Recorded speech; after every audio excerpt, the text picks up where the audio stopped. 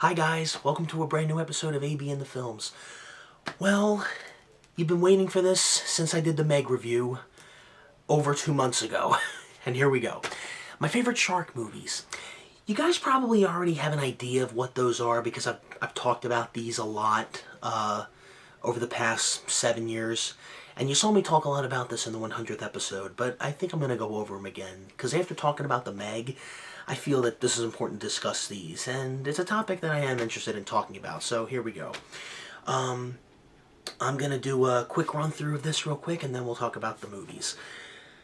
Okay, I talked about this a lot in episodes over the years, but when I was 7 years old, I saw the movie Jaws for the first time, and I really liked it. So my dad and we went to Blockbuster. We bought the 25th anniversary collector's edition on video cassette, the 2-tape VHS. This still works, by the way. And I watched it and I loved it. But what I really liked about it was on tape 2, there's a documentary with Steven Spielberg and Peter Benchley and Carl Gottlieb and everybody from the crew and even the cast members as well talking about making the movie. And I was 7, 8 years old when I first saw that, and I said, wow, I want to be a filmmaker. This is the movie that got me interested in filmmaking, because I liked that documentary more than the movie, and I love the movie.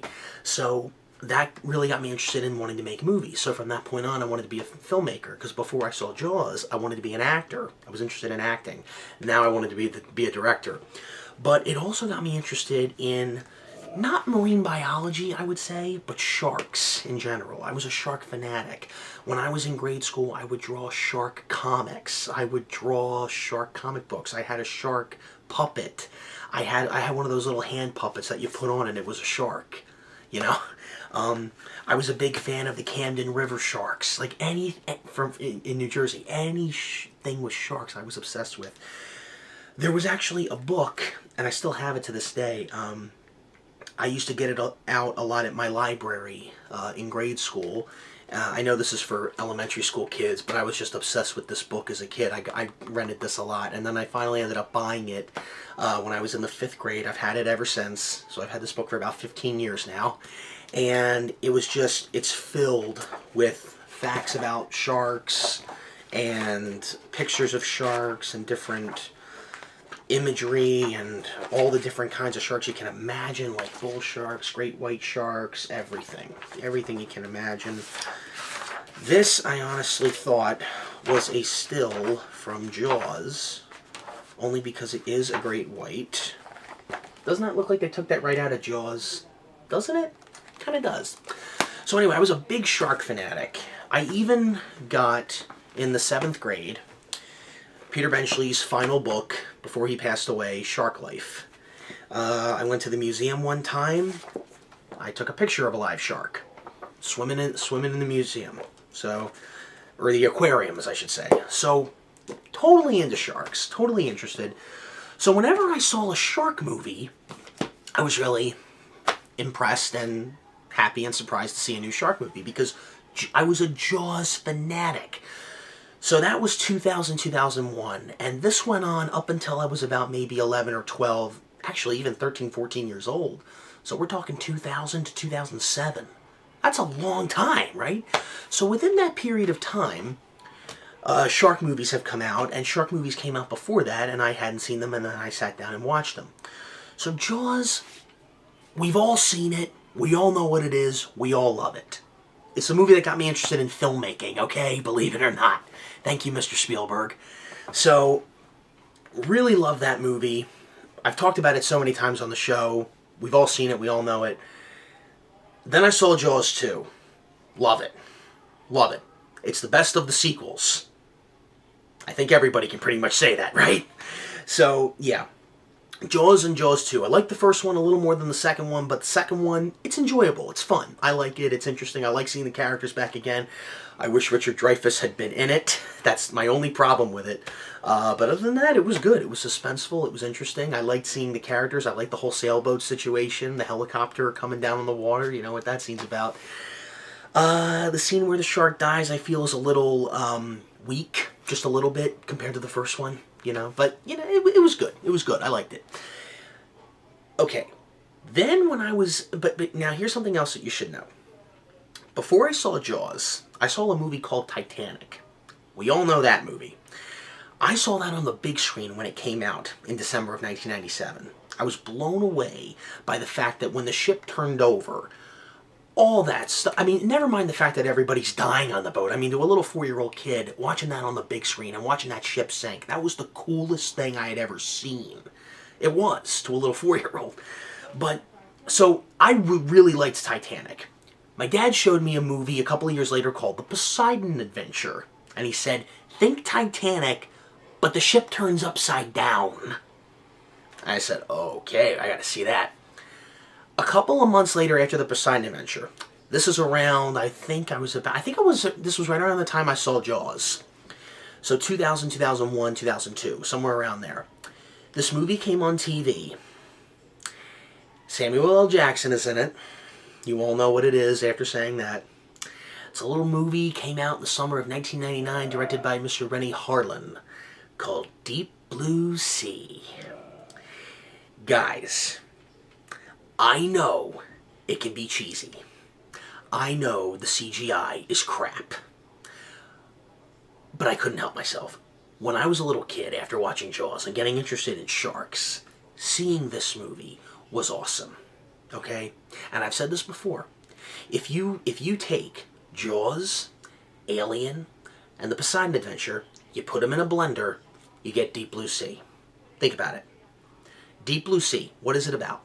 It's about a team of scientists and specialists teaming up to do an experiment on a creature. They keep getting axed off one by one while trying to escape it. Alien. Sharks. Jaws. While they're trying... What are they escaping? They're not just escaping the sharks. They're in a facility out in the middle of the ocean. And the facility starts to sink. It starts to sink. And they're trying to go up and find a way out. Poseidon Adventure. But it's a lot of fun. I do like Deep Blue Sea a lot, guys. If it's on TV, I have to watch it. I know the CG is bad. But you know what? That's no excuse. Like, do I wish they had used proper effects like they did in Jaws? Absolutely. But Jaws is a different story. In 1974-75, you didn't have CGI. But even in 1999, the fact that they have bad CGI, that doesn't make up for the excuse that it's bad. I mean, Deep Blue Sea came out after Jurassic Park, and the CGI still holds up there. Hell, Jurassic Park came out after Terminator 2, and the CGI still holds up in that movie. So there really shouldn't be any excuse why the CGI is bad in Deep Blue Sea, but that's beside the point. I like these characters. I always like movies that have small casts. Especially movies like Alien or Deep Blue Sea or Jaws. Like Jaws, yeah, there's more than 3 characters, but what do you think of when you first think of Jaws? You think of the shark and those 3 guys on that boat. But Deep Blue Sea, I like the characters, and I want to see them get out okay, you know, because you never know who's going to get axed off next, and you're wondering how they're going to get out of this. The premise is stupid, I know, but when you're a little 8, 9, 10-year-old kid, you'll believe anything, okay? And it was awesome. And it still is, because I have a lot of childhood memories from watching that movie. I remember I went to a party with my dad one time at my dad's friend's house. And I think it was a graduation party for his son. And we were flipping through on the TV, and Deep Blue Sea was on, and this girl... Now, I'm about maybe 10 years old. This girl was about maybe, I think, 15 or 16. And she had never seen the movie. And she kept asking me questions, and I was explaining it to her. I was a little 10-year-old kid. I was explaining to her, oh, wait, they're trying to get out from here because the sharks are over here, and they're trying to get out. This part of the facility is flooded. They're trying to... And I don't know if this girl was flirting with me or not. I couldn't tell you. I was interested in the movie. Even though she was 16 and I was only 10, but still. So anyway, Deep Blue Sea, I love that movie. I think it's really, really good. Yeah, so I like that. And here's another movie that I really, really like, Red Water. Now, for those of you who haven't heard of this movie, let me explain it to you. The year was 2003. I'll never forget it. The year was 2003. The channel was called TBS Superstation in those days. For those of you guys who don't remember, TBS, it was called TBS Superstation.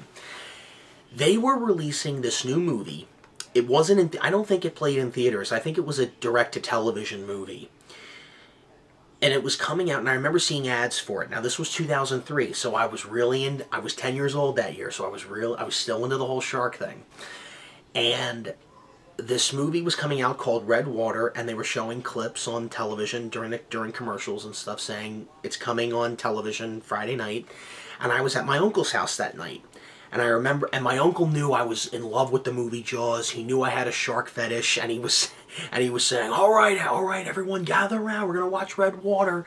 Because all my cousins were there too. So we all sat around the TV, we watched it, and I had such a great time watching it. I watched it again. I actually have it on video cassette. I recorded it on TBS, because in the years that followed, they would rerun it a couple times, and I recorded it on video cassette, so I do have it on VHS. Lou Diamond Phillips is a fisherman who is going through a divorce. From what I can remember, because I haven't seen the movie in a long time, but from what I can remember, he's a fisherman, he's going through a divorce, and again, this is a movie where, see, here's the thing. In Jaws, it focuses a lot more on the shark. Deep Blue Sea, the sharks are in the mix, but that's not really the focus. The focus of Deep Blue Sea is them trying to get out of the water and out of the facility with sharks in the mix. Red Water, the shark really isn't the main focus. The shark is more in the background. The main focus, of course, in Red Water is Lou Diamond Phillips going through a divorce with his wife, and he's just trying to make ends meet with his boat. And there's a couple of robbers or gangsters or something, I don't know, and they're trying to find some money that's buried in the lake where the shark is. By the way, it takes place on a lake, bull shark. Yeah, Jaws, it was a great white. Deep Blue Sea, it was mako sharks. Red Water, it's a bull shark. And by the way, every single shark movie that comes out, if they want to save money, they do it on a lake. It's a bull shark, because that's the only shark that can live in fresh water. So we have a lot of bull shark movies. Like, why not do a movie on the tiger shark? Or do a movie on the whale shark? You can't do one on the megalodon, that's already been done a couple times. Shark Attack 3. We'll get to that little piece of crap in a minute. Oh, it's not really a piece of crap. It's an enjoyable piece of crap.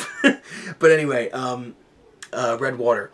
So, these three bad guys basically take Lou Diamond Phillips' boat hostage, and he takes him hostage, his ex-wife, and his friend, and they're all on the boat, and they're trying to get the money, which is in this safe that's down in the lake where the shark is swimming, and they got to find a way to get the money without getting killed by the robbers and the shark. So I thought, okay, this is an interesting premise. The one thing I do remember a lot about Red Water is the climax. The climax at the end, like when they try, like I remember the bad guys are getting axed off one by one. They're trying to swim away out of the water. The boat explodes. The shark is swimming around trying to get them. Someone gets the safe and the money goes everywhere, and the shark's eating the money. Like, you can kind of tell it sounds stupid, but it was enjoyable. And again, I'm 10 years old. I mean, you could throw any shark movie at me and I'll watch it. But I still like this movie. I really like the scene when they're held hostage and Lou Diamond Phillips goes in to get his ex-wife, and she's being taken hostage, and his friend try to get the robbers off the boat, but they just can't win until the end. If you're probably wondering if Red Water has a line that he says right before the shark gets killed, you're right, and it's not a very good one. You ready for this? The line right before he kills the shark is, "Open wide, you ugly bastard." Are you serious? Even Jaws 2 had a better line. The line was, "Open wide, say ah," as the shark's coming up to bite the pole, and it's over. That was a better line. Not better than the first Jaws line. That line is sacred. We'll always remember that line. But even Jaws 2 had a better line than what Red Water came up with. Come on. So, yeah. So Red Water, really like that movie. I suggest you check it out. I might want to check it out, actually, as soon as I'm done this review. I haven't seen it in a while. So, yeah, there's that. And then there's another movie that came out in 2004, and I went to go see it with my, well, actually, no. Well, I'll tell you what it is. It's called Open Water.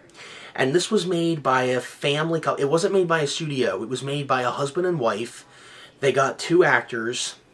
They went in the middle of the ocean, and they made this movie for, I think, maybe $50,000, I think. Maybe a little less. And it definitely shows. But that's not a bad thing. Because here's what's interesting. When that movie came out, I remember seeing ads for it. And I couldn't see it because I was 11 when it came out. And my mom and dad, they were very, well, mostly my mom, she was very against me watching rated R movies. My dad's rule was you can watch a rated R movie as long as it's on television because they cut out all the bad stuff. So anyway, they go to the movies to see Open Water. And this is right around the time when I started making my own movies around the house. And they came back home from their date and they said, Andrew, this movie looked like one of your movies. And I was like, really? So finally, my dad took me to go see it. And my mom said, nah, he could say, the only problem is there's one nudity scene and maybe some language. But okay, make him to go see it. It's a shark movie. So we went. I loved it. It is suspenseful because it's real. There's no CGI. Those are real sharks swimming in the ocean, guys. That is not, it's not fake. It's all real. Like, I just remember thinking to myself, oh man, this is awesome. Like, why can't I do this? If these guys can do it, why can't I do it? So then I started making my own shark movie, and it didn't really work out. And if you guys want to hear about that thing, watch the 100th episode special of AB in the Films. I talk about my shark movie there. But yeah, Open Water was really interesting. Now, for those who don't know, Open Water is a movie, it's actually based on true events, actually. It's about a couple that takes a vacation, and they go scuba diving. And when they go scuba diving, they get left behind. They all go off the boat, the guy miscounts, and they leave them behind, and they're stuck in the middle of the ocean. They don't know what to do, and there's sharks swimming around them. And yeah, some of it can get a little boring. I mean, the movie's really short. I think it's like, what, an hour and 20 minutes or something? An hour and 15? I mean, it's short, but maybe it's a little longer than that. I don't know. That's another movie I haven't seen in a while. But that one was really, really good. Really suspenseful because you see real sharks swimming in the ocean. That's real terror.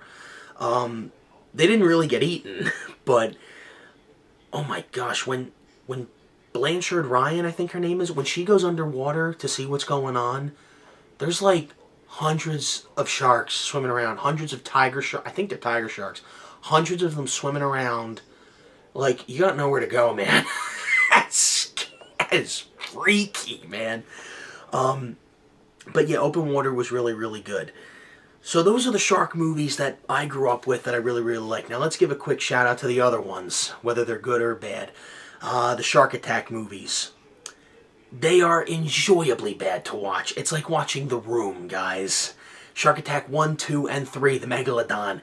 You want to see some bad effects? Watch that, but they're laughably bad.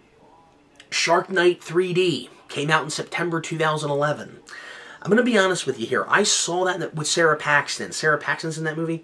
I went to see that in the theaters. 2 months later, I started doing this show. If I had done this show earlier, I probably would have reviewed that on this show. I don't remember it. When I think of that movie, I get the feeling, I feel like that was Friday the 13th, but instead of Jason, it's a shark. Like, all these kids go to this camp, and it's on a lake. Another bull shark movie, right? It's a lake, so it's got to be a bull shark, because they're the only kind of shark that can live in fresh water. The book says it all. In fact, they said that in the movie Red Water. The fisherman is saying, there's one kind of shark that can live in fresh water. It's a bull shark. And I'm watching that, and I'm like, yes, I already know that. I'm the shark guy. So, yeah, those movies don't like them. Shark Night 3D didn't like.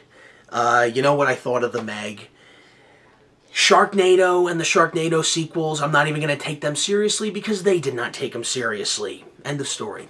Jaws 3 and 4. If you want to have a bad 80s movie night, put those in. The There is one shark movie, I think it's called The Shallows with Blake Lively. She's a surfer, her board gets cracked in half, and she's stuck on the rocks like a mile away from the beach. And there's a shark swimming around. She's got to find a way to get to the shore. Interesting premise. Haven't seen the movie, but if you guys have seen it, comment below and tell me what you think of it, because that sounds like a good shark movie, because we haven't had a good one in a while. So yeah, guys, I'm just about out of the battery here. So those are my thoughts on the shark movies. Those are my favorite ones. Which ones are your favorite? Just let me know in the comments, and I will see you guys in the next review. Later.